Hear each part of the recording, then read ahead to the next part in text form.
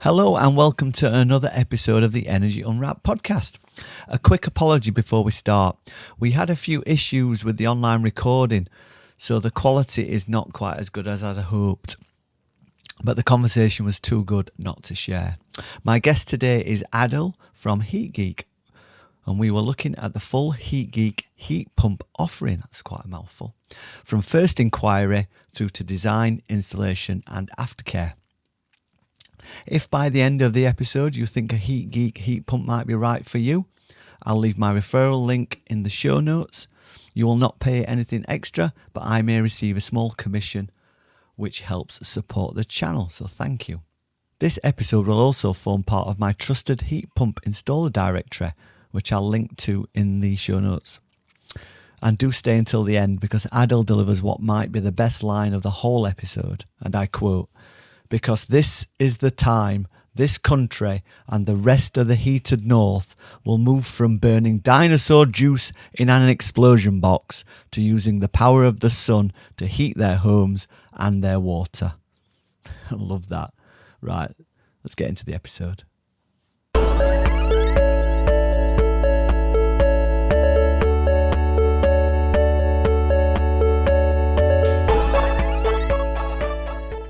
Hello and welcome to another episode of the Energy Unwrapped podcast. Today's episode is another one where we focus and do a deep dive into heat pump installations. I like these because we talk about the customer journey and I get to ask lots of juicy questions. So I'm delighted to welcome Aadil Qureshi, the CEO of Heat Geek today, where we plan to talk through the whole of Heat Geek's current heat pump offering. So welcome, Aadil. Thank you very much for joining me today. Thanks so much for having us. My pleasure. So before we get into the nitty-gritty, can you tell us a bit about Heat Geek, your role within Heat Geek, and a bit of your background, how you got here? Yeah, it's a bit of a weird story. I mean, the story of Heat Geek really begins with my good friend and now co-founder Adam. He's the original founder of Heat Geek. For those that aren't aware of Adam, he's the floppy-haired guy on the YouTube channel.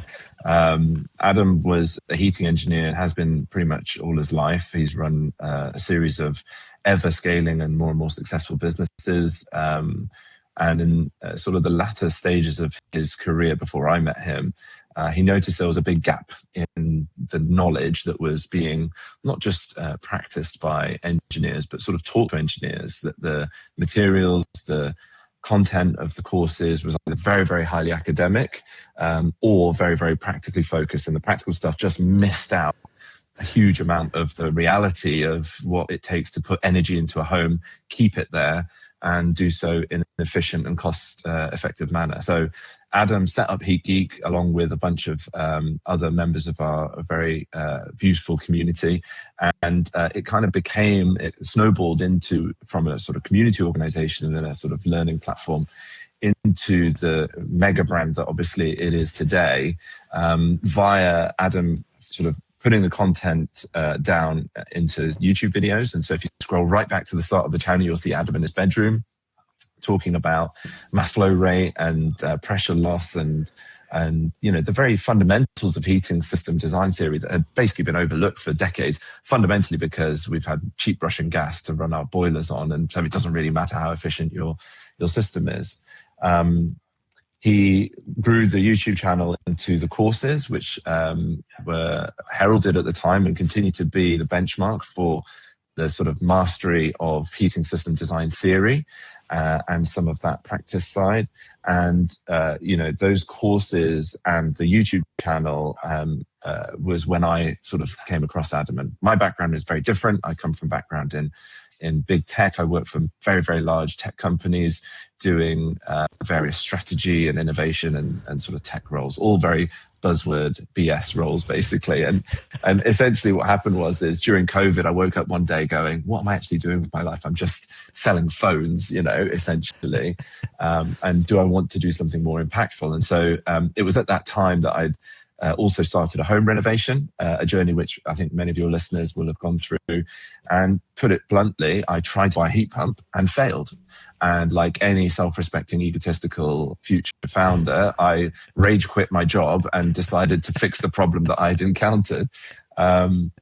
The reason I'd failed was because the engineers that I was working with to do the refurb said, "Oh, heat pumps don't work." When I said it was kind of physics, I think, I'd gone on a YouTube spiral, read all of Adam's content and read all the, Facebook forums and Reddit threads that we're all parts of today. They said, "Well, okay, fine. They do work, but we don't know how to do them." And then when I found an engineer who knew how to do it, they were very busy because there are only like 6 of them in the country, advertising at the time.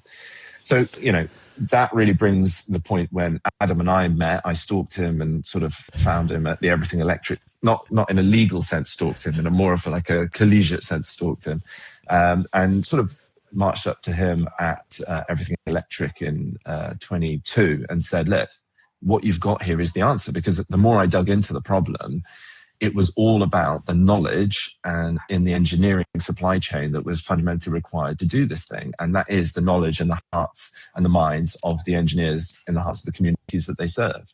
And that's the independent engineers. And it was sort of at the same time that Octopus had kicked off their heat pump offering. And I sort of looked at that, obviously massive respect what they're doing. But it requires a lot of effort from homeowners to go, "Oh yeah, I want a heat pump," when actually we think the answer is to not have to convince the homeowner that they want a heat pump, but for the engineer to have that discussion at the right point in time when they're servicing the gas boiler, fixing a leaky rad, or indeed, doing some other kind of ancillary work, could be even replacing a gas hob or something. This is the perfect time for that conversation. So, to cut a long story short, we came together, launched Heat Geek we sort of signed up together in January of 23. We launched our platform in July of 23 and have scaled that from then to where we are today, one of the top UK installers with a very strong network of the best heating engineers in the world, we believe, and an offering which we think is slowly becoming better and better and better for the kind of customers that I guess you're gonna assume the role of today. Yeah, that's brilliant. Thanks for that background. Adam's bedroom videos with his little mini whiteboard and his mass flow. That was my first introduction to Adam, I think, as well. So yeah, if anyone has not scrolled backwards and gone down the Heat Geek video timeline, I'd highly recommend that. It's definitely worth it. I think we should do another series where we strip it back and make him go back into his bedroom and take all of this camera and set, over there. I think that would work well. So my own Heat Geek background is my 5 kilowatt Vaillant aerotherm was installed by Heat Geek sort of right back in October 2022. So that was, before you came on board. And I think that was Adam's first sort of venture into Heat Geek being an umbrella scheme for installers, right, and to bring all that knowledge to market. So I got one of the very first ones because it was the boiler upgrade scheme had just come out at sort of £5,000, and I took advantage of that. So yeah, I'm one of the OG Heat Geek installations. So it sounds like the journey's changed a lot since then, because I imagine the current journey is built on experience. It has been a journey, not only a customer goes on a journey, you as a company go on a journey. So what does the journey look like now for a customer? If I'm looking for a heat pump, I come along Heat Geek, I land on the website. What happens next these days? Yeah, it's a great question, and exactly as you said, Mick. Where the inception of this started. MCS umbrella schemes are not anything new, and really, I think the umbrella part of our business is almost like a necessary evil at the moment because of the way the regulatory system is laid out and the challenges that we're helping to solve for the installers. It's not something that we sort of set out to do. The vision that I sort of sort of pitched to Adam and that we came together to build then from that sort of after you had yours done through to July when we launched the new website, the heatgeek.com website, was to digitize a lot of the journey. You know, my benchmark is I was able to decarbonize my vehicle journey in 5 clicks. Before Elon Musk went crazy, I was a proud Tesla owner, and it took me 5 clicks of a button to completely decarbonize my transport. Like, why is it so much more difficult for heat decarb? And the reality is, it is more complex. It's almost infinitely more complex. We're not just taking a product and putting it on the driveway. It is integrating a solution into your home. But we've picked up that challenge. So to answer your question, what happens next is, and it has been the same pretty much from day one. The first thing we did was to build a property analytics engine, which is, again, sort of a bit buzzwordy for saying, how do we give a homeowner the confidence that a heat pump will even work in their property before they spend time, energy, and effort? And frankly, that goes both ways, both for the homeowner and for the installer. At the time when I met Adam, he and the other director were they're doing like phone calls with customers. They were charging a premium service for a phone consultation. That does not scale. And even if you hand that job to the local installer, and I don't know if folks are still doing this, and it has its very big advantages, but at scale of the nation, at 28 million households, we cannot spend an hour on the phone with every single person who is also then spending that with 5 installers to try and find the one that they want to work with. So fundamentally, it has to turn into something more agile, more digital. And so one of our first hires was our senior data science lead, Michael Harper, who joined us from OVO very early in our journey and basically crunched the numbers. And it was, I think, the first time that we'd had, Mike has got a PhD in geospatial renewable energy, and he sat with Adam and they mind melded. It was kind of weird to watch, taking all of the beautiful knowledge that Adam has from the sort of bottom up, the physics up, and taking that approach from the top down of what is in the EPC data set, what is in the land registry data set, what things can we find to help to merge these things together. And so to cut a long story short, it's a very long answer to your question, Mick, apologies. But no, we love long detailed answers. A little bit of geekiness for you. But when you go to our website, the first thing we do is we will give you an estimate of what it will take to heat pump your home. We'll also check if there's any what we call hard stops. Is it a listed property? That's not even a hard stop anymore, but we've got to really flag to you, listen, we're going to have to go through some planning stuff. We'll analyze the footprint of your home. Have you got space for a heat pump? We'll look to see if you're a flat. We'll look to see, and fundamentally, we kind of build a heat loss of the property from the outside. Now, obviously, we haven't gone inside the property. We can't do it room by room.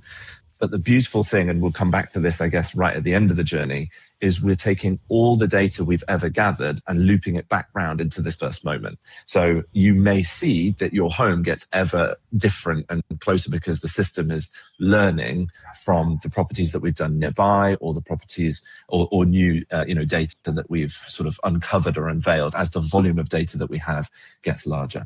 So that's where today you can jump on our website, type your postcode in, you'll get a quote. And that quote is plus minus 13% accurate at the moment. There are some huge variances. I'm going to call that out straight away. So I often find myself speaking to senior investor types or whatever, and they'll start to type the postcode in and they'll put SW1. I'm like, whoa, okay, where do you live? Grosvenor Square. No, that's slightly different. But for the vast majority of UK homes, it gives a really good guesstimate of what it's gonna take to heat pump your home. That's the first step. That's brilliant. So I actually like let's talk about rather than leave it to the end, let's talk about it at the beginning. I like the idea that the platform is ever evolving, that as more and more people go on a journey with Heat Geek and you collect more data and more house archetypes are flagged up, that you can give more confidence to that initial consultation. So me in a 1930s semi, you will have way more data now than you did when Damon came round and we did a full house heat loss about 3 times, and we just talked for a long time. And as you said, that can't scale. So I think it's even more important than that, Mick, is that one of the things I said to Adam when we first started is this is fundamentally a data problem. I know that above that, it's a culture, society, and a people problem. So don't get me wrong, we'll come on to that in terms of the training and stuff in a second, I'm sure. But the actual, how do you design a heat pump well for a home is a data problem, because however complex a home is, it can be modeled. And, what a heating engineer was working with when we first started out was the sort of CIBSE standard domestic heating design guide lookup tables that were based on data and evidence. They weren't just made up out of thin air, but that was collected from God knows where and by God knows who. What we've been able to do is to, again, collect that data along the survey journey, collect the data along the install journey and the running journey. And that last piece is absolutely critical, because whatever we say about that first step, it is an estimate. It is a prediction. We are not disassembling people's houses, looking at every square inch of their property's fabric and then reassembling it in such a way. And even if we did, it would still be an estimate, right? It's not a measurement. There are techniques to measure. And sorry, go ahead, Mick. Yeah, every heat loss is an estimate, a guesstimate, because no one knows exactly what this wall's made of, or how well the insulation was completed, and whether it was taped. And you're making really good estimates, but it can never be exact. Exactly. And I think when you also factor in human behavior, so how often are we opening windows? How often are we opening interconnecting doors? Do we use that conservatory on the back of the house? Do we roll the blinds down to lower the solar gain or not? So that's why we really keep coming back to this concept of it's a data problem. And as a result, we are now able to enrich that initial estimate, not just with the other heat losses that we've done, the other heat loss estimates that we've done, which are brilliant as well, but with the running data on the true heat loss of the properties, which you can obviously see from the energy in, energy out equation over a period of time. And so it's getting to a really exciting stage now where we can really start to, it's kind of the matrix. I don't even see the code, you can look through and see and we've still got a long way to go, right? We're a very tiny percentage of homes that we have that detailed data for. But it turns out when you start to do that and you look at some predictions, and then you add in not just the data science, but the understanding of the physics from the ground up from folks like Adam, but also his colleagues in the company. Now we have some incredible engineers in the team. That's when you can start to really build out some of these algorithms that help to get that right. And fundamentally, it just gives the homeowner confidence that they can move forward with this thing. Yeah, I just love that. Being a nerd myself, I love that feedback loop of initial to then running, and then it comes back and feeds it all up. Yeah, I love all that. So the customer has inputted their postcode. They've got a indicative quote. I imagine that's sort of heat loss and cost, some sort of indicative cost. If they want to go ahead, I imagine they'll hit a submit button, and then someone will be in touch. Does that then lead to the next stage being a site visit and a room by room heat loss? That's exactly right. Yeah. Just before we jump there, I want to introduce another concept that's quite, again, important. I'm not going to say unique because I haven't looked at everyone's heat pump journeys, but at the time when we introduced it, we felt like we were pushing boundaries. In October last year, we introduced a new system that allows for a number of things. But one of the things it allows for is this concept of configuration by the homeowner, because this is another misnomer about heat pumps. When you install a heat pump, it's not a heat pump. It's heat pump option A with radiator upgrades A, with cylinder placement A, with outdoor location A, or B to all of those, or now a mix of all of those A's and B's together. And this is something that I think a few people have maybe missed, but when we did that switch to our Zero Disrupt heating system design AI platform, that was definitely a buzzword.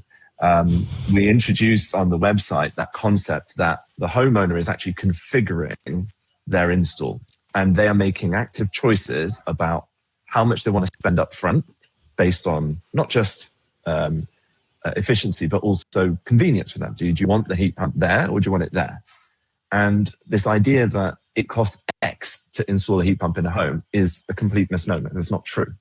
It depends on where you want the heat pump, where you want the cylinder, how much hot water you want, what added features, components, custom stuff you want. And so that is another part of the journey that we introduce right up front to the homeowner to say, look, if you've got an existing cylinder, maybe we can reuse it.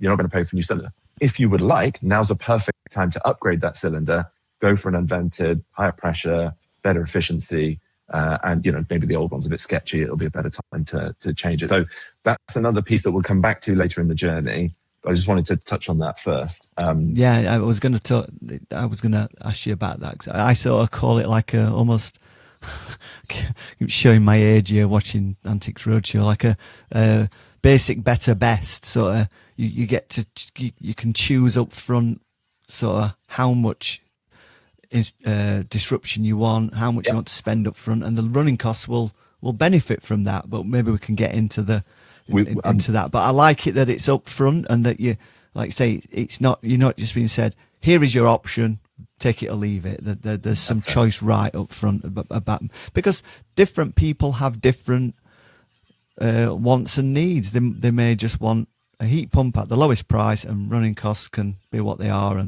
or they may want to spend a little bit more and up front to reduce those running costs. Yeah. So just explain Zero Disrupt and maybe as a single piece before we then carry on with the journey. Maybe if I may, we'll push that to the point at which the engineer presses the button to execute it. Because it makes more sense. Oh yeah, that's fine. I interrupted you, so you asked the right next question, which is okay. So they go online, they see that option, and it's a series of options. They then press the book to buy a design consultation, and then one of two things will happen. If they came to that button, the book design consultation, directly from the website, heatgeek.com, then we will algorithmically match them with the next best engineer who is available to, come and do that design consultation. It'll be someone from their area, and obviously those areas differ per parts of the country. And it'll be one of our highly trained, vetted, accredited, monitored, and members of our community. And again, we can maybe talk about what it means to be a heat geek a separate point. But that is very important, because these guys and girls are not sort of willy-nilly, randomly chosen. We're not farming jobs out to a marketplace that people say, oh, I'll have it, and they go off and do it. You're getting really assigned to an expert. On that assignment, at which the heat geek can accept, reject, they can choose. It's all about giving the heat geeks the control. They then opt in. They'll head out to the customer. They'll arrange that kind of that service with the customer, and they'll head out. They'll take with them their iPad, which every heat geek has an iPad that we ship to them. And on that iPad are a series of native apps that we've built, again, from the start. And exactly as you said, they will go and do a room-by-room heat loss. Now, that is one part of what they're doing. They're also capturing a bunch of other data. Now, some of that is the sort of standard survey data, things like what is the status of the inbound electrical connection, what is the static pressure of the property, where is the main stopcock located, all of that kind of basic stuff, and a bunch of other stuff that enables then this sort of magic moment. And that was, again, a change that we brought in October, that capturing the heat loss is great. Now you have to generate a design.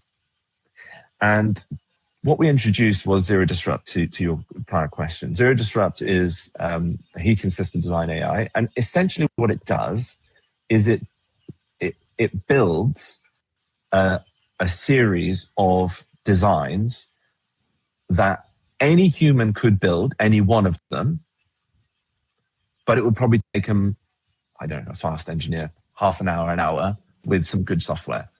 But what this system does is it builds thousands of those designs. And every single one of those designs is essentially a valid design. Like you could, if you want to, put a 500-litre cylinder in your garage, right? If you'd wanted to. That would result in a certain SCOP. It would result in a certain efficiency and a certain cost saving. And so what the system does is it computes all of the possible variants of the thing that is being done, and then presents those to the user. Now, you don't want to scroll through 10,000 options, so we obviously we down select from that, and we present that to the user in a way that both the installer and the homeowner can then decide what options are right for them. if that makes sense. What that does is it cuts, and it does a couple of different things. One, it gives you a series of options. Again, it's not a design. You don't have to go back and forth with the installer because you can just sort of surf around your different designs. Obviously, there'll be conversation and supporting discussion around it. And you can also see the impact on the running cost and the upfront cost. And with those variables in mind, it fully empowers the installer and the homeowner to have a conversation, to know they can surf around and decide what they want. And it doesn't require the installer to do price work every single design. This is one of the loops that installers are stuck in at the moment. It's like, well, what if I change that rad? Okay, hold on, let me do that. And they'll change that stuff. So it's automating that entire process, and that allows the installer to say to the homeowner, the moment they finish the heat loss, they run the algorithm, takes about 10 seconds or something like that, depending on how much money we spend on the servers. And it basically spits out that ready to accept quote. And the installer knows that they're going to get paid the amounts that they want for this. And we never set the installer's prices for them. They always choose their own prices on the Heat Geek platform. And the homeowner can say, yeah, any of these designs is going to work for my home. I'll go for that. Wow.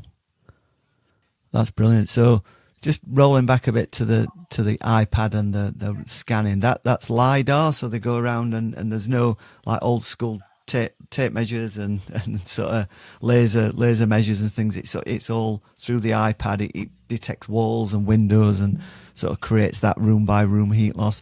And for those that don't know, you need the room by room heat loss as well as the total house heat loss, because the room by room allows you then to size the radiators to match the heat loss through the whole house.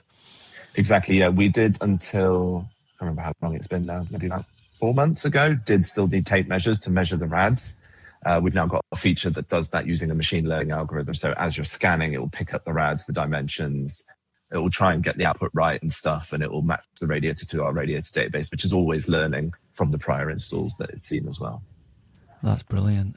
And I love the fact that the engineer doesn't go away and then 3 days later comes back with here's your quote, Mrs. Jones. It's like, well, this is what we're dealing with, and these are the options available, and the conversation can happen there and then while the customer's engaged and exactly. And we have some. Sorry, go ahead, Ben. Yeah, we have some customers. It saves the engineer money, doesn't it? That the engineer doesn't have to keep going back and forth. This is it. I mean, when I came into the industry, the first thing I had to try and unpick in my head was this idea that there'd be designers in an office and installers on site, separate to surveyors, who would maybe be separate to salespeople. And I've seen still now today, there are heat pump installation companies that operate like that, where they'll send a salesperson to site who doesn't really know, but kind of knows enough. They'll sell it. Then they'll send a surveyor. Then the surveyor will leave. A designer in the office does some stuff. And then the installer shows up and is like, well, it doesn't fit. Or, do you see what I mean? And this is another philosophy that we have, is that we don't, our installer network members and the companies that we work with have got all kinds of amazing innovative approaches, but it's best for them to figure out, and they are the owners of that kind of experience. Our job is to empower them with the tools and the sort of commercial structure to let them do their business. Do you see what I mean? And grow their business. So, dictating a process or saying, we'll do the design and you don't know what you're doing. We're always there as a backup, right? We have a design function in-house. We have a very highly technical team that can go in and investigate things if things don't go right or whatever. But the fundamental thing is we've got the best trained installers with the best tools. Just let them get on with it. Yeah. So as well as the room by room heat loss, you said the app and the survey collected important elements like the electricity supply and things. I imagine it's also doing like pipe sizing and the engineer is entering all that, because as you said right at the beginning, so every installation is in essence its own maths problem. Every house has its own, like my 3-bed semi and my next door's 3-bed semi will have had wildly different renovations and pipes and everything over the years. So each individual house has its own problem. Exactly. So it goes beyond that, Mick. It's not even every individual house. Every individual house and its choices of options is its own unique problem. Yeah. So if you want the heat pump by the conservatory, well, the primary run from there to the, wherever the boiler flue was is X. Well, if you want it around there, well, then it's a different math equation. And this is where we say that, we believe in the use of technology, AI, whichever word you want, to take away things that it's not like the human couldn't compute those two things. It would just take so much longer. What we almost say is that our Heat Geeks have the ability, like if the system fell over, let's say while they're on site, it's quite difficult to do now, but they could pick up the variables and do the equations by hand, all of them. They just don't need to. Do you see what I mean? No. And that means the training gives them eye. the knowledge. Yeah, the training gives them the knowledge. I've still got Damon Blakemore's piece of paper where he calculated my index circuit, by hand. They've all got the knowledge to do that with the right training. They just don't need to anymore. But if there are issues, then they fall back onto that, and that's the beauty of having a highly trained sort of specialist. And this is something I want to highlight, and any Heat Geeks listening to this will recognize this. We don't get everything right? We're just a team of people that are coding stuff. There's bugs in the system. There's, incorrect calculations, etc. And so wherever that happens, we're not just reliant on, but grateful for the input of the engineer saying, it said this, it doesn't feel quite right. Does that make sense? Yeah. This doesn't smell all right, because if you actually do the math, wouldn't it be this? And then, the balance shifts. When the system first came out, there were a fair few bugs, and we were like, oh crap, yeah, you're right. We're now in a territory, and I think hopefully most Heat Geeks listening again would agree, where trust the algorithm is the joke in the community, because it just works. Yeah. And again, remember that this is now validated on, so many designs that have been installed, and we're seeing the running data from again. So this isn't just like, oh God, let's put it in and see what happens. We'll come to the Heat Geek guarantee later, I'm sure. But it's kind of now validated with data. Wow. So maybe this is a good time to then pivot to the basic better, best, stroke, zero disrupt conversation. So the engineer has collated all this information, and personally, I went best. Me and Damon looked at the heat loss of every room. We sized every rad to the max we could to get the lowest flow temperature. Spent a lot of money up front, but I was a SCOP nerd. I wanted the lowest I could possibly get, which then came with lower running costs, but there was a higher upfront cost.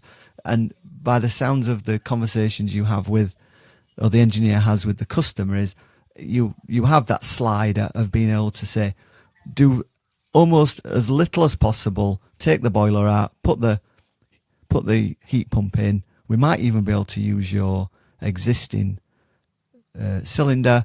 That in essence is zero disrupt. How little can we do to get you decarbonised? Yeah, this is a really, really good point, Mick, because this is still a misnomer. I think we chose the name zero disrupt, and it can be interpreted in exactly the way that you've just said it, that it's one end of the scale and then the other end is max disrupt. That's not quite right. The thing that you can do with data is not just get the heat loss more accurate, but actually modify the design and the design parameters in ways that are non-obvious to someone sort of just looking straight out. Does that make sense? So what zero disrupt really means is, for any given scope, for any given performance, we will give you the minimal disruption required. We don't sort of say, all right, strip out all the work for the low scope, and then when you get to the high scope, just whack it all back in. The algorithm is saying, I want to do because no one wants disruption. Does that make sense? There are some exceptions. There are customers we meet who are like, oh, I'm changing the rads because of aesthetics. So can I please have all of these rads changed? I get them for zero VAT. Why wouldn't you? So there are exceptions. And we've got a mode the algorithm can be run in where it says must replace rads. Zero disrupt means you choose between less or more. You're absolutely right on that. But for any given scope, the algorithm is selecting the minimal changes required for us to achieve that guaranteed overall efficiency. And so that's really what we mean and what happens when the customer selects that. And that's why you'll see in customers saying, oh, wow, I've got an overall efficiency of 4. I only changed X. and that is very, very small. Does that make sense? Because Yeah. when we look into the data, we can now start to link the performance of the systems versus what needs actually doing, and that can be optimized for any given efficiency that you request. And I would hazard a guess, and I'm just guessing, that if we came to your house in its original state, not that what you've done is incorrect, but if we came to your house in the original state, I think maybe the algorithm might find a design that would be less disruptive but deliver the same SCOP. And that's no shade on Demo. It's a non-obvious algorithmic selection of things where a human can only do a more obvious selection. Does that make sense? Yeah. I completely agree. Yeah, we went OTT, and to the well, as much as my wife had let me go OTT with, we weren't going to have like giant radiators sort of in every room, but we did what we could. But I think that was the focus sort of 3-4 years ago. We were all completely obsessed with what's the highest SCOP and to hell with what it cost, and that's fine for early adopters who want to maximize these things and are very interested in that, but your regular homeowner is just interested in being comfortable, it being efficient, and it not costing a fortune. Well, and this is where I think we're trying to shift. And there was some backlash, I think, definitely when Zero Disrupt came in, because there was an assertion that Adam had introduced the idea that high SCOP is best. And I don't think, well, we've scanned, he's never actually said that, right? What he said is design for the requirement. That's what an engineer does. And if the requirement is you walk into Mick's house, he says, I want the highest SCOP, go for it, right? And that's absolutely fine. But what we're starting to get into is a world in which an engineer that delivered the highest SCOP basically has the richest customers. And that's not a fantastic expression of capability, is it? Right? That's saying, if you've got the deepest pockets, you can afford, or not the richest, just the people who are most willing to accept the most disruption. What we are seeing now in the network is like, what's the relative SCOP? And what we mean by that is this house can achieve that theoretical SCOP. How close are you to that? And the achieved SCOP target was maybe 3.8, maybe 4, not 4.5, 4.6, 4.7. How close were you to that target? That becomes then the finesse and the real engineering quality. Does that make sense? So So existing pipework. So a lot of the survey is picking up on these things, and the AI is running riot and creating tons of sort of solutions. In reality, is existing pipework as big a problem as it's been made out over the years? There's obviously like talks of microbore, and you can't have a heat pump on microbore. Things that people have sort of dismissed that now because it is entirely possible. So, as the algorithm sort of put that to bed, that argument. Yes. I mean, I'm sure you'll be on the podcast with Adam at some point, and he can go into much more greater technical detail than I can. But existing. I mean, look,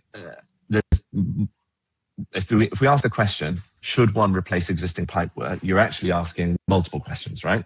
One, I've got really old pipework that's a bit leaky, a bit noisy, full of air. I'm changing the floorboards anyway. Well, that's a commercial risk-based reason to change a pipework. Nothing to do with the heat pump, nothing to do with the heating system. 2, cost saving. I'm getting 0% VAT and a £7,500 grant for this house. Should I, if I'm going to do this anyway, should I do that at some point? That's a different reason. But if you're asking the third reason, which is, can that pipe transmit that amount of energy required to run the system at the promised, guaranteed performance? Well, that's maths. Yeah. And back to your point, the algorithm is very good at cutting through the instinct of either installer or homeowner, mixing up of those first two reasons, and just cutting through to say, well, if you want to change it, go for it. but you don't need to in order to put this heat pump in and for it to keep your home warm. And I think that applies across pretty much everything we've seen to date. And there are also engineering solutions, like the pumps in series circuit that you see running behind me, that can overcome instances where one would normally say, actually, this primary run needs upgrading. What about if we chuck another pump on? And again, you're talking to the non-technical founder, but that's a high level. Well, I think all I'm getting at is the survey will highlight any issues and offer solutions. Be that everything's fine, pumps in series, buffers, what volumizers, whatever the technical solution is, but that decision will be made in conjunction with the installer who understands all that stuff. Exactly. And this is the other thing, Mick, is that the algorithm is great. It's fantastic. It is, we're very proud of it, and we're very grateful to the engineers who've input in its design to get it to where it is. But it doesn't override the engineering judgment of the installer. That's why we didn't introduce the algorithm and then say, oh, by the way, anyone can be a Heat Geek now. If we were really squeezing out the knowledge, we would have just said that. We'd have got loads more Heat Geeks. We would have made more money because more installs. That's not what we want to do. The algorithm is an assistance tool for a knowledgeable and deeply educated installer who can add the engineering discipline at the edge. And the beauty of that from a basically business and tech perspective is we don't need to engineer to the nth level of complexity of, exactly what is the pipe run from A to B, because that's for the engineer to decide. And things change so much on site that trying to digitize absolutely everything is a fool's errand. We just need to empower the installer and give them the leeway to figure out that last final mile. And that's what we've seen across the fleet of installs. Brilliant. Right, next topic on my list, hot water. Mm-hmm. So lots to unpack here. You made a point earlier that existing cylinders can stay potentially if they're capable. So that can save a lot of money because a cylinder is not an insignificant part of the installation cost. There's obviously, where was the cylinder going to go? That's an issue especially in retrofit where like the airing cupboards have gone and where does that go? What size are we talking for a family? You may have are you sizing it to the house? Are you sizing it to the person? Are you sizing it to the next owners? So that there's lots of stuff. You as Heat Geek have got lots of options around traditional cylinders, more efficient cylinders with the Newark. You yourself have a mini store. I saw the installation video with your 7 kilowatt Vaillant. So you're living the dream. You're living with it. I suppose you had to. You can't sell heat pumps for a living and not have one yourself. So I suppose can you unpack the sort of hot water side of it for us a little bit? Yeah, maybe I'll start where you finished off there. So I think I was leaving, it was quite early on in the journey, and I left a parliamentary inquiry, and one of the MPs, I think on the way out, were like, so have you got a heat pump? And I was like, well, we're just working on it at the moment. And the reality was that, my wonderful wife, who has been with me through thick and thin, was like, I'm not ripping up the kitchen, because we basically, we did that renovation. And when I said I failed at getting a heat pump, we put a gas boiler in. I had a giant Aadil boiler in there, 45 kilowatt Aadil boiler, right? It was like pseudo commercial for my property, which we've calculated. We calculated it at 7 kilowatt. Sneak preview, the measured heat loss of my property is 5.6. Just that's a separate conversation point. But so I came back to the office and said to Adam, we've got to get this thing going. And he's like, it's fine. I've been working on something. Essentially where my combi boiler went, and again, people can watch the video, there was not even a 600 mil deep cupboard because of my decision on how I wanted the guttering on the front of the flat roof. So we had 450 deep and 600 wide. Obviously, it's a cylinder, so the measurement that matters is 450. And there's just not a solution for that. We had moderate amount of height, but it all had to go in there alongside the manifold, expansion vessel, controls, like everything. One cupboard was what I was allowed, because the next one along was the ovens, and then there's fridge one there, fridge two there. would not fit anywhere else.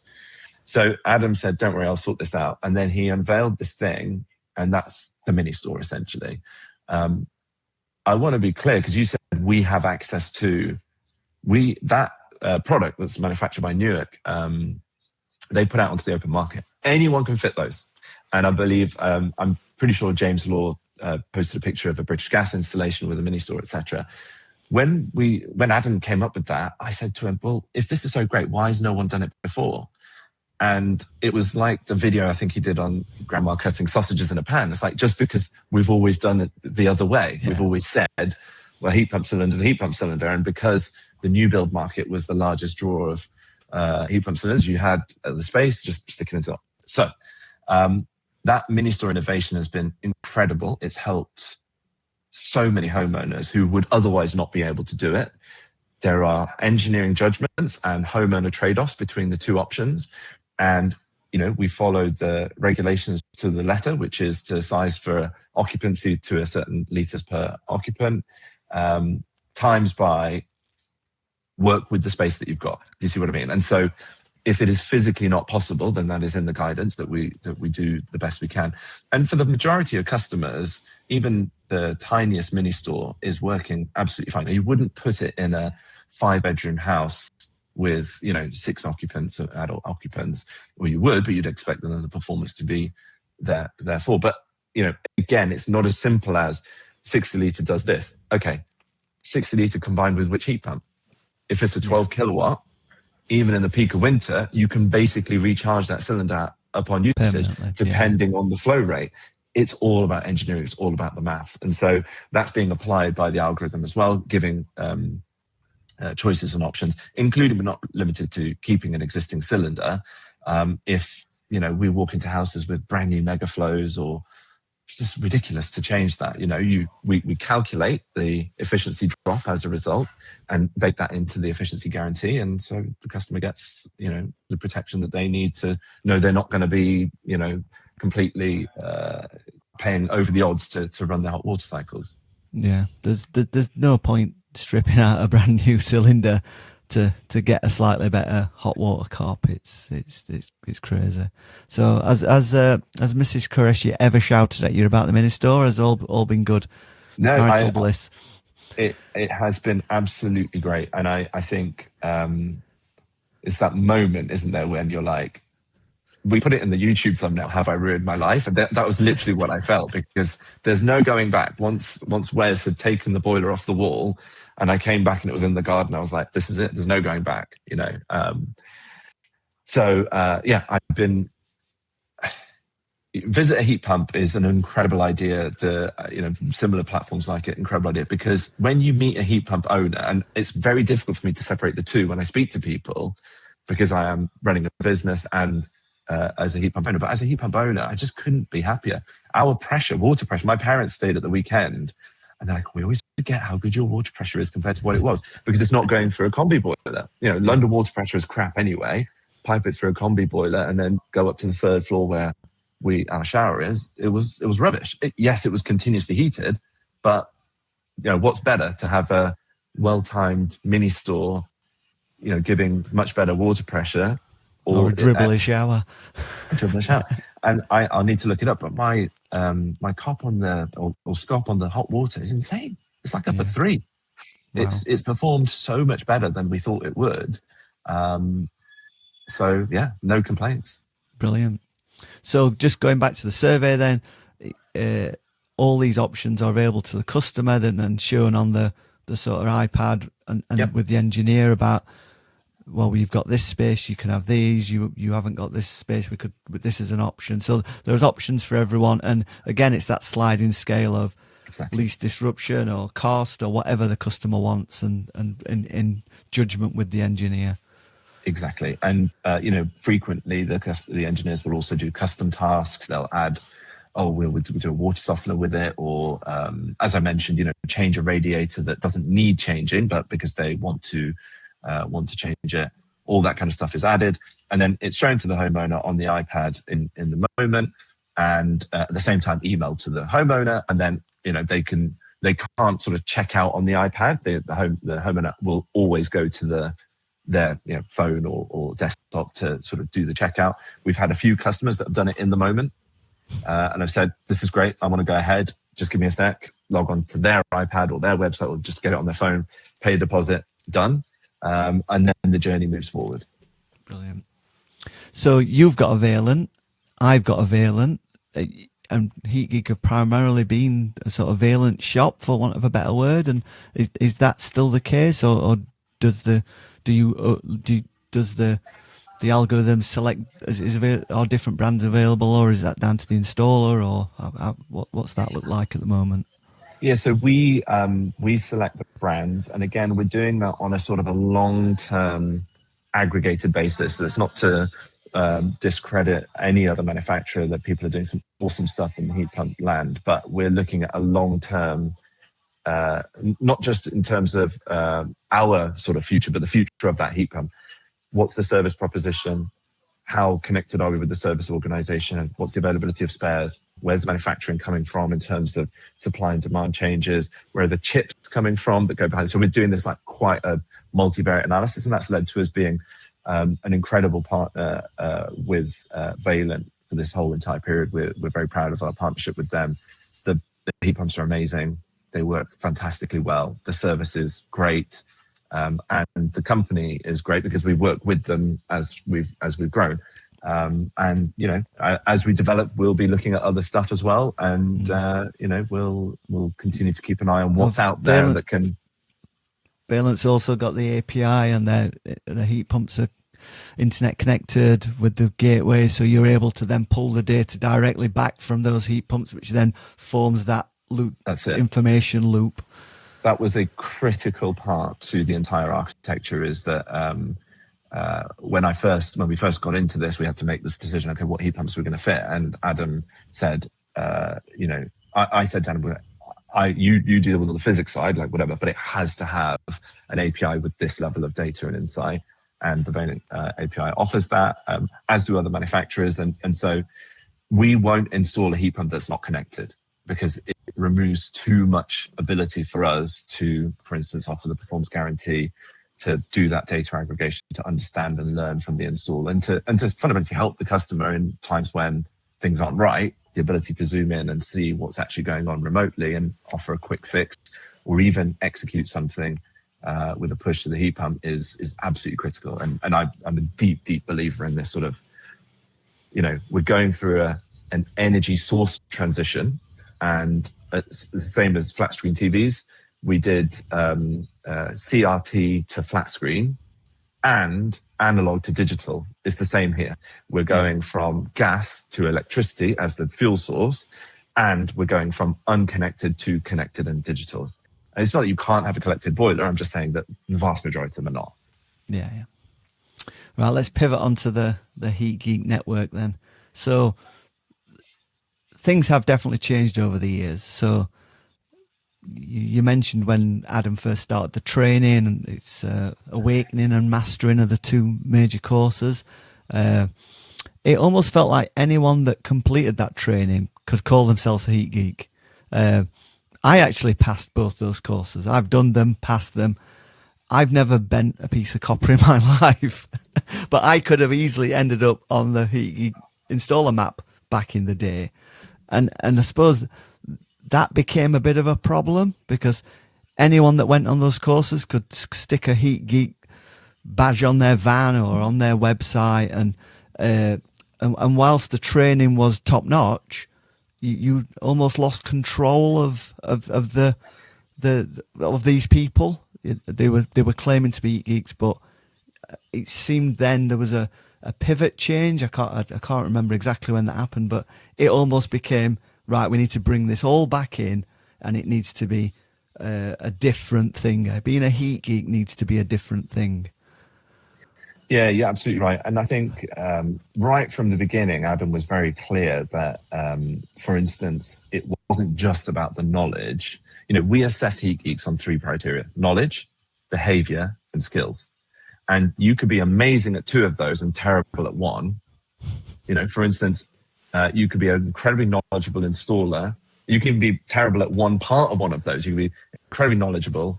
You can be incredibly skilled, but be really rude to customers, unacceptably rude to customers. Do you see what I mean? And that's where, even before I came along, Adam had built out the Heat Geek Code of Conduct, which survives to this day. We tweaked it and modified it a little bit. We now have more sort of agreements and legal infrastructure and stuff. But fundamentally, it's exactly what you said, Mick, which is that, and we're still looking at this as like, how do we help people to say, I've done the course and I've got that knowledge, that should be recognized, whether it's for Mick or whether it's for colleagues in Desnes who have done it, that's great. And the Heat Geek course is no longer one thing. So if you were to, sign up now and log in, I think we're up to 7 courses that are currently available with some really exciting stuff just about to be released. There's courses on there designed for the admin teams inside installers' businesses to help people who are, let's say, working on ordering parts and stuff to understand the basics, the concept about they've been doing this for boilers, or maybe they're coming from a solar background. What is a heat pump? What do I know? What's a condensate pipe? Why do I need that? So it isn't as simple as saying, I've done the Heat Geek course, you can trust me. And that's fundamentally the change that we went through. We pulled the map, which was also a separate technical problem, in that it was just like a Google map. We pulled the map and we made it very clear that, when you now go to our website, you will find Heat Geeks that have been through what we call verification. And that verification is a process that says, we have looked at the knowledge, the skills, and the behaviors of this individual. And we've done a layer of business checking. We've checked their company exists. We've checked their website exists. We've checked their reviews. We've checked. So, we're getting into that kind of quality assurance and accreditation piece. And then on top of that, this back to the umbrella scheme, because we are priming the contract with the customer, we're ultimately responsible for it. And whilst it's all about empowering the installer, and we're so proud and excited to work with all of the installers, in the instances where it doesn't go right, we are there to act as the first point of call for the homeowner to say, okay, don't worry. Whether it's minor, you just don't get on together. Maybe that's happened a couple of times with homeowners. The best thing to do when 2 people don't get on, separate them, right? It doesn't mean that the house can't be decarbonized, but that has happened a couple of times. So we've done that. Heat Geek can walk away. They still get paid for their work, and we bring in someone else who can finish the job. That's a perfect example of kind of like a no-fault disconnect, that if the homeowner was contracting directly with a Heat Geek, that could escalate and turn into a sort of bad situation. So to go back to your question of like what it means to be a Heat Geek, we're very proud of anyone, including Mick, that has done the training and can say they've done the training. And again, in your case, you've done awakening and mastery. I don't think you've done enlightenment. I know you haven't done the one we haven't launched yet, but maybe you have done enlightenment. Sorry, I need to give you your badges. And that's where we'll end up with it, Mick, is probably some sort of training badges. I'd love some training badges. And there's some actually cool technical solutions to that from my old industry of like, if you get Cisco certified networking architect, for instance, you get this like CCNA. Well, so your world is that right? So you get that kind of you get it's not quite blockchain, but it's like a blockchain-esque technology to give you the badge, but it can be pulled as well if you're found to have cheated or something like that. All that stuff is possible. No, I like that. I like the idea that the Heat Geek training is not just for ultimately end installers. Because there is a whole wide range of people that need educating and need more knowledge, and being educated would help them in their current role. I speak to a lot of business owners at the moment who perhaps were on the tools at some point, but maybe they're now running a very large renewable company with a solar division, a heat pump division. And so this heat pump noise has started to build up. And then, we get into a conversation and, it benefits them to understand, okay, well, what's changed in the technology? How is this different from your existing gas boiler division? What are the commercial challenges one way or the other? It's just about education and empowering people with that knowledge to say, okay, I get it. Now I can run my business better and ultimately support the customers better and achieve the outcome. One thing I read about becoming a Heat Geek installer right now is that the installers are also peer reviewed. So some of the initial installs for, call them new sort of installers, an existing Heat Geek installer will go out and peer review that installation to almost sign it off and Exactly. and to feedback that yes, that they are doing the right thing, or maybe this is where they could work better. And that whole peer review sort of circle of sort of knowledge, it has been a massive part of Heat Geek training since day one. And it's like Nathan Gamblin talks about peer review and peer-to-peer learning as a massive part. I think I've learned so much of so many engineers. It's the way that people learn. 100%. And that is such again, an astute sort of question or line of conversation. So that peer-to-peer learning piece is something that, again, Nathan talks about the underlying theory of it. Adam obviously embraced that wholly with the courses, but we've infused that into the business model. So the other part of becoming a Heat Geek is that you get put into the community. And that's not just like a throwaway comment. We've actually built a bunch of tooling to assist people to create these kind of digital connections that then become physical connections. And so through, let's say you come on as a new Heat Geek, let's say you were following the journey, right? So you checked out, you had the install, you could have had an installer who'd not done an install before, right? Now, we will have always verified, assessed, and accredited that we think that they're ready to do an install, but we have a default probation model. So the person that comes to your home may be on probation when they start that journey. Before they start, they're encouraged to say, and I see it all the time in the groups, hey guys, I'm about to do my first 10 kilowatt. I've not done a dual fan before, right? What are your top tips? Here's the route through the garden. Here's all of these kinds of things. And they're trading insights and conversation. It's not about us sitting in the center of that. It's about us bringing people together to be able to do that. And so they become prepared and they feel supported. Middle of the install, guys, because the quickest way of getting feedback and support in the trades is to message people. And the trouble is, there's golden numbers that you save in your phone book saying, call, I'm going to say Mick again because I'd say Demo, because whenever he's at my house, his phone never stops, and it's almost like, and it's always like, oh yeah, just try this, or it's 100%. Crazy. Demo is a fantastic example. Mick Walsh is perhaps one of my favorite examples. He lives quite close to me, so we end up in the pub occasionally. The mentorship that he gives to folks, via these quick WhatsApp messages or quick calls, we're just trying to support them and allow them to do that. And so the engineers become supported through the install process, of course, at any time. And that, by the way, we are part of that community. So the technical team and Heat Geek are inside those conversations, and where necessary, they can sort of escalate. We're also starting to use some more tech as well. If we notice someone saying, what's the wiring diagram for the ESP or whatever, maybe an AI chatbot says, hey, I don't know if this is right because I'm a chatbot, but this could be the wiring diagram. It's that kind of technology, really, really simple stuff.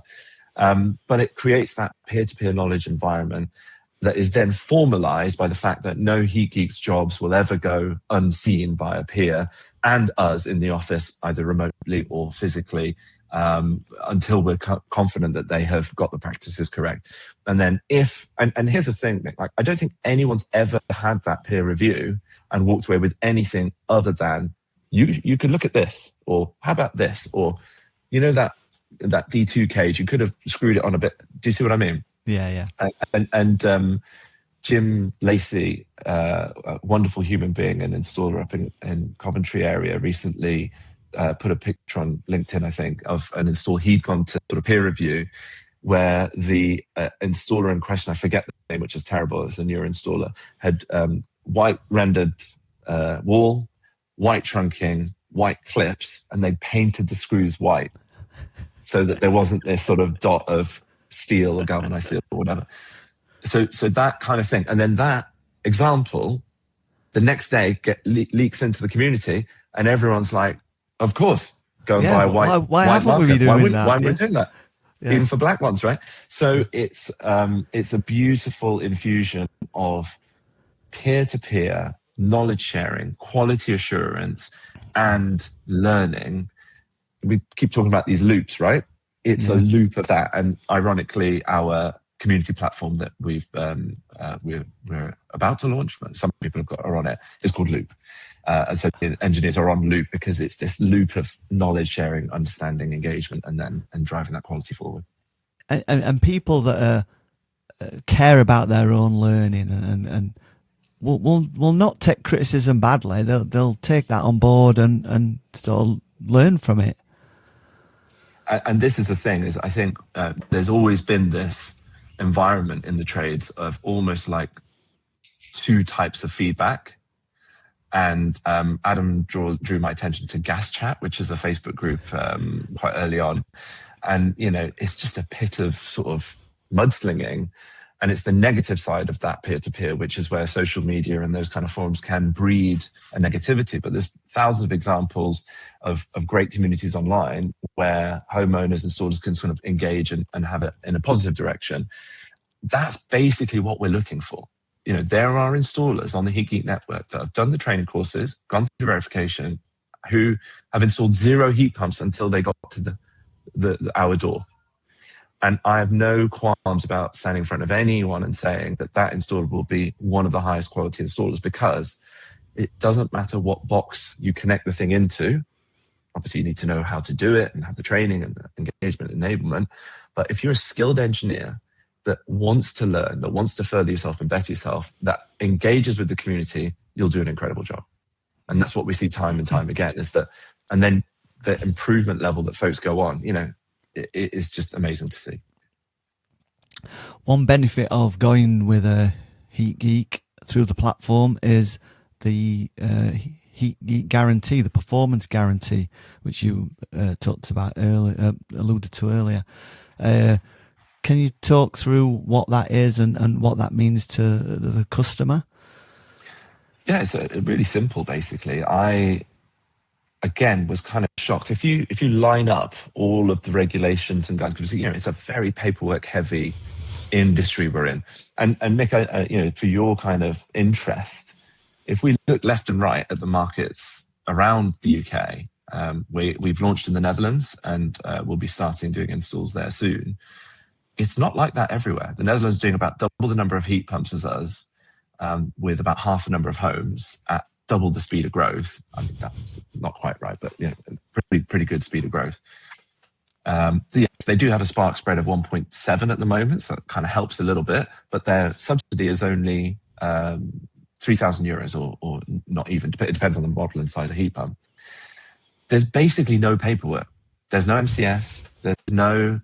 Now, I mean, even to the point where a little bit, I'm like, okay, this is really no paperwork. Wild West.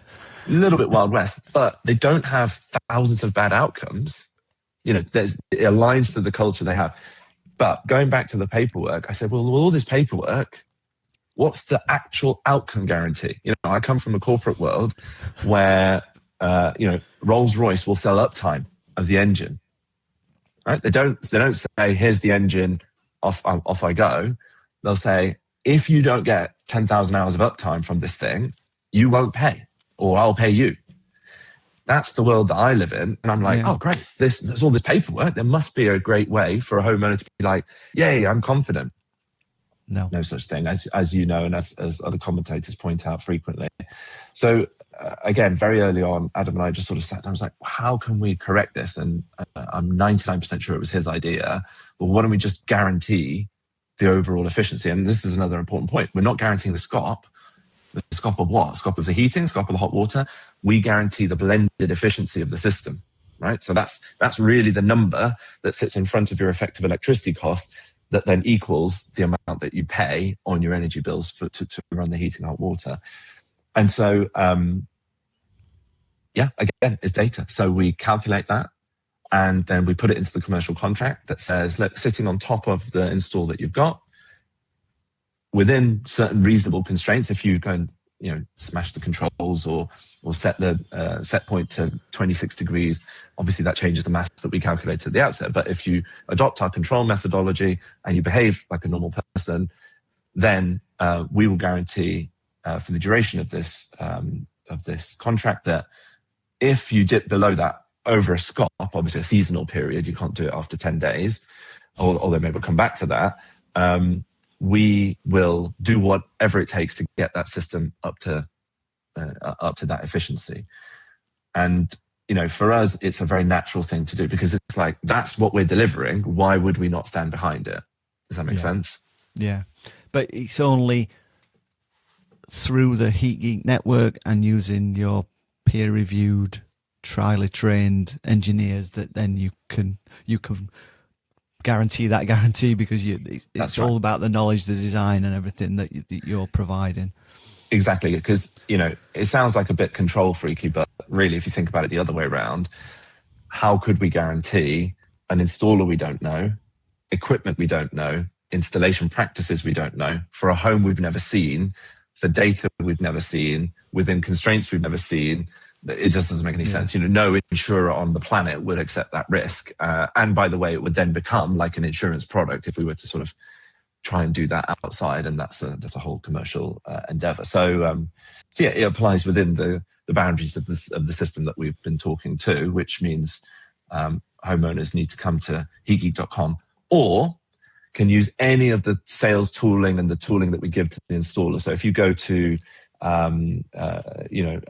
Jim's website, who we mentioned, and you go to heat pumps, he's got an ability to sort of lead customers through that funnel. He also has tools that he goes out to site with, or his team go out to site with, either on iPad or phone, to help customers who maybe don't know who Heat Geek is. But that's no problem. If you know JLN Heating and Plumbing, which you should do if you're in Coventry, then you can speak to one of their team, and they can also funnel you through that process. So it's not sort of restrictive to us.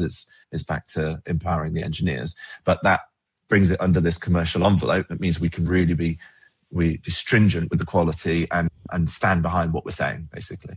Yeah, which is no bad thing when you mention the sort of unfortunate mess that MCS and some installs are into. A friend of mine sent me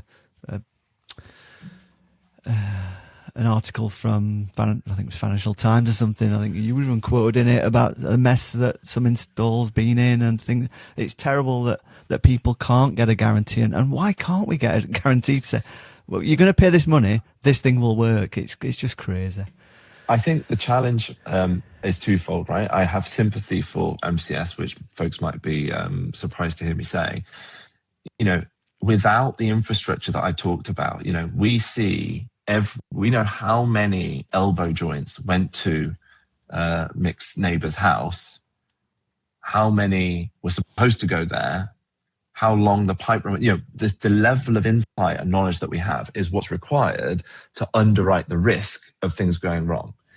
I tell a sort of a sentence or a story that we're starting to get the sophistication level where we can look at the monitoring data of a heat pump, spot that the expansion vessel may be failing or underinflated or misconfigured, link that to the installer's training logs to see that they didn't spend enough time on the expansion vessel module and or failed it a couple of times, to be able to link that to the conversations in the community where they didn't ask about that thing, to be able to say to them, always in a supportive mode, hey, listen, expansion vessel's probably a thing. You should, why don't you take another look at this little bite-sized training content, or take a look at this article, or go speak to Jim, who's the number one expansion vessel. And the example is a silly one, but you get the picture, right? Yeah. So without that level of oversight, it is tricky, I understand, for a national body, to kind of really back that.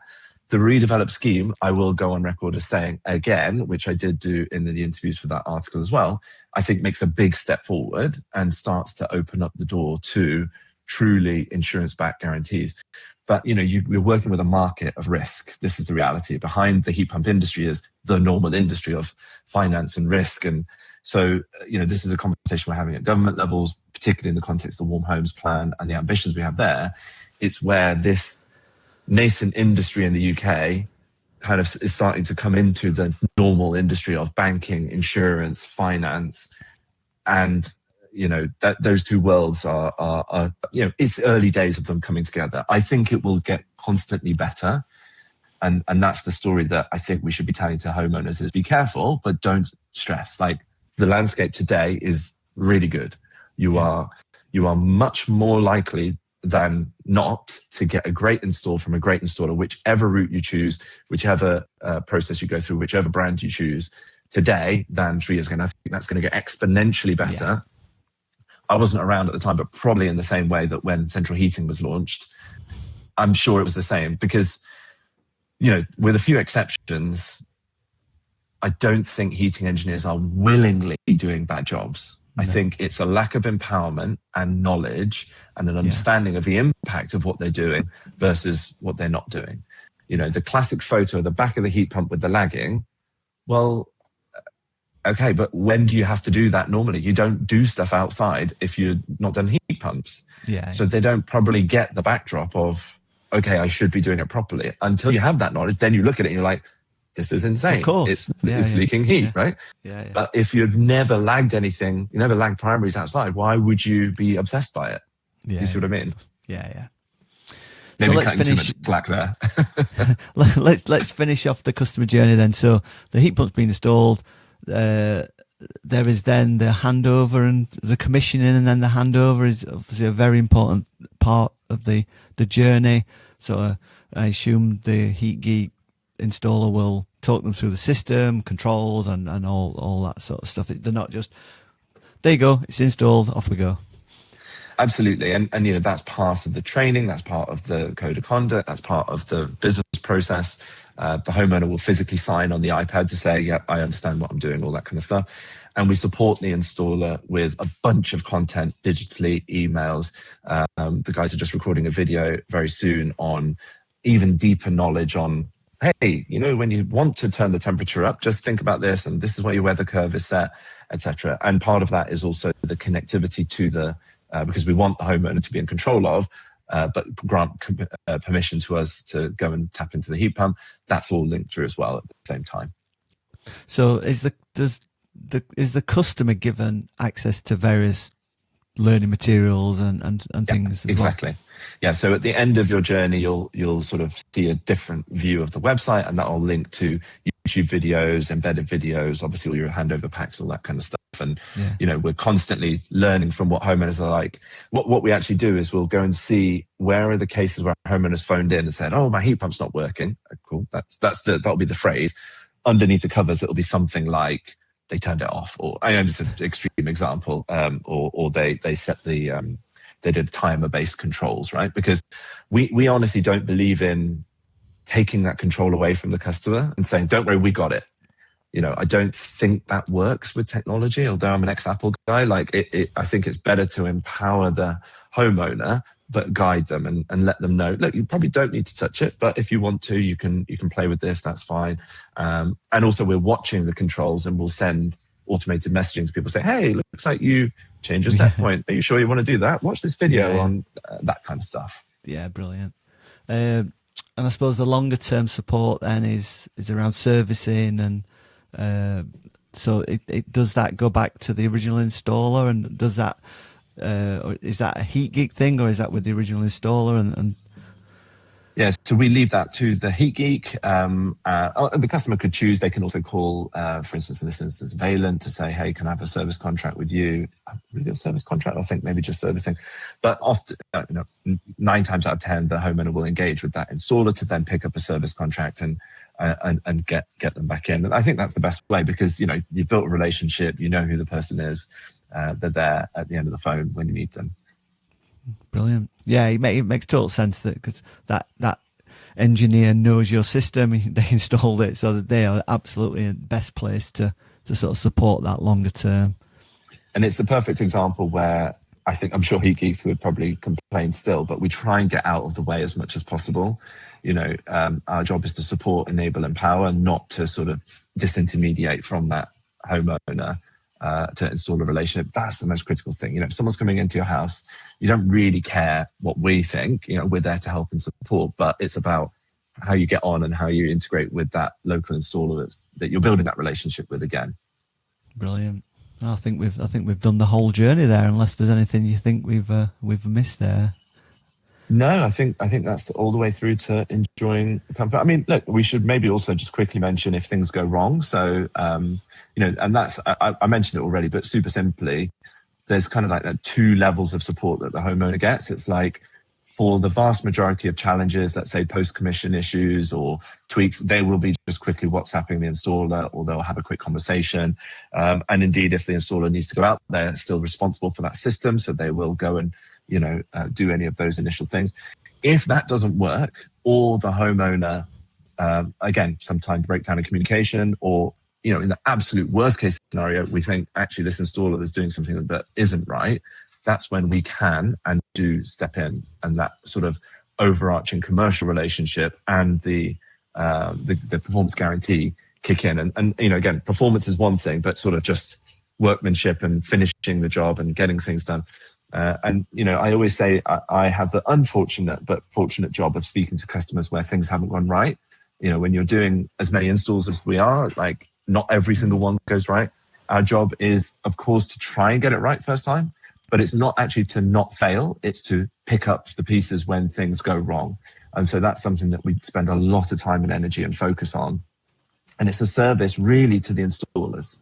Yeah. Because again, I said 9 times out of 10, the installer has tried, or maybe they've done something that is like not right, but they can be re-educated onto it, right? If that makes sense. Yeah. At the point when back to that feed loop again. Exactly. But for that customer, that doesn't matter. It's no good, right? Because at that point in time, that installer's done something wrong they shouldn't have.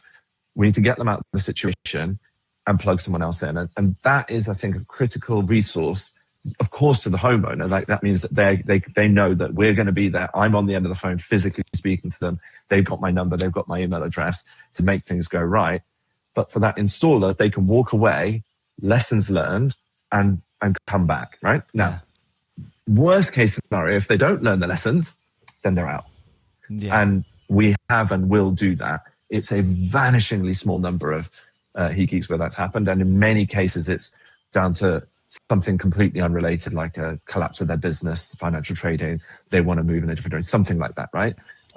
But certainly, I think it's important to almost cover what happens when things go wrong as much as when things go right, which is the 99% versus 1%. But in the 1%, when you're in that 1%, that's the thing that matters most. And so, again, I'm proud of the team here, where we spend most of our time on the escalations or the things that aren't going right, and they're amazingly good at scrambling, getting stuff done, finally, it's like, it's a weight off the installer's shoulders that they can walk away.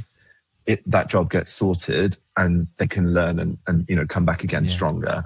That is something that I think is not very well understood about work that we do, is a huge financial part of what we do. And, really, I think it's the ultimate backstop to this concept of continuous learning. Does that make sense? Yeah. The loop. I might call the episode The Loop.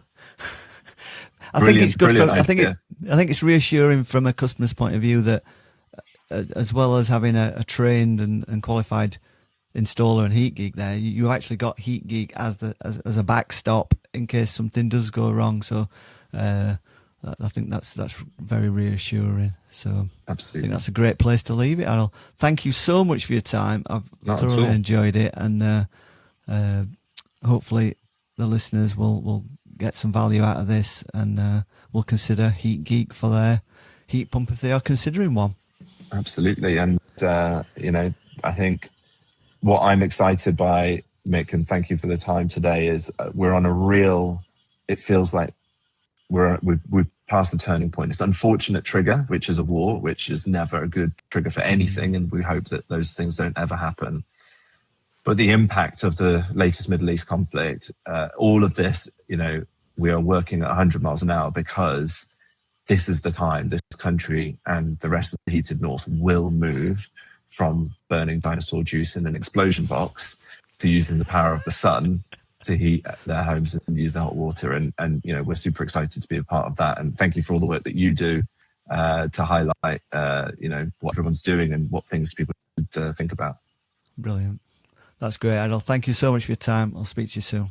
Absolutely. Thank you. Take care. Cheers. Thank you. Bye. Bye-bye.